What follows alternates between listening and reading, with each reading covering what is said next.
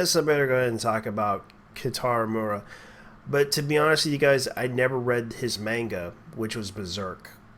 A lot of people are talking about his death, which he died at age 54. And I'm going to go ahead and talk about my thoughts on this. And I'm going to go ahead and tell you some facts about what happened to Kentaro Miura. Considering that he was on a long hiatus, we found out from 4chan sources that he basically had a lot of health issues creating this manga. Considering that I found out in Japan, I would recommend watching a documentary by Stebbin, a YouTuber that I usually watch. He actually made a video talking about the story of another mangaka turned animator known as SATOSHI Kon from Madhouse, and he tells an interesting fact about him, of what happened to him working as a mangaka, and the fact that he suffered from hepatitis at the time working on his own manga that he did. And he never got any sleep. And the fact that Kentaro Miura put a lot of work, sleeping less and constantly working on the manga, he basically had to work day and night nonstop to basically finish the story and have it published within a week or two. And you have to understand, it is a very physically demanding process to make manga in Japan. Considering that it's a shame that Kentaro Miura had to suffer a lot just to make this story happen. And I know that most people don't realize this. He basically suffered. He was the suffering artist that basically created this manga, which basically was so good that it inspired a generation of people remembering it. And I'm surprised that a lot of people really enjoyed it.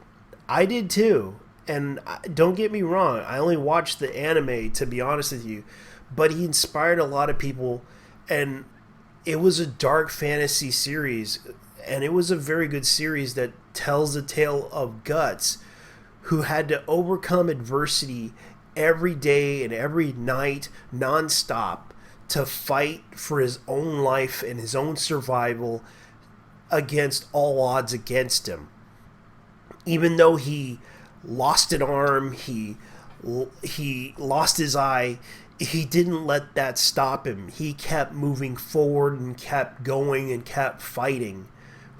And that's what a lot of people could relate to. Even though, yeah, he had flaws. He wasn't a perfect person. He wasn't a saint either, but he kept going his whole life, fighting against undead, demons, dragons, you name it. He fought them all. Even men who tried to kill him. He fought more people than you could expect. This guy survived battle after battle, and he kept going. Because that's all he knew. That's all he could do. And that's what Kentaro tried to do with his manga. Like, he was basically physically drained, and that's what happened to him. That's why he kept,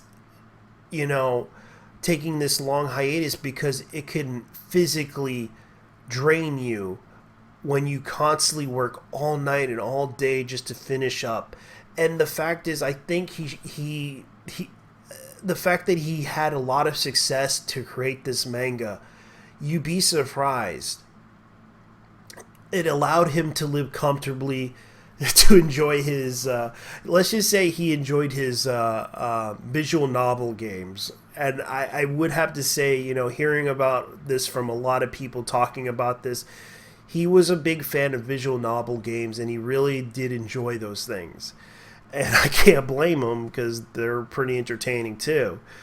But as far as I know, it's a shame that we lost another good mangaka who basically told a good story, who basically made a story about a guy who wasn't perfect, who wasn't great, but he fought his way to the top to survive all odds against him and overcame those things. And that's what Kentaro was. That was him in a way that made everyone like Berserk. So anyways, guys, leave your thoughts down below and tell me what you think, because I have to go. You guys take care. Bye-bye.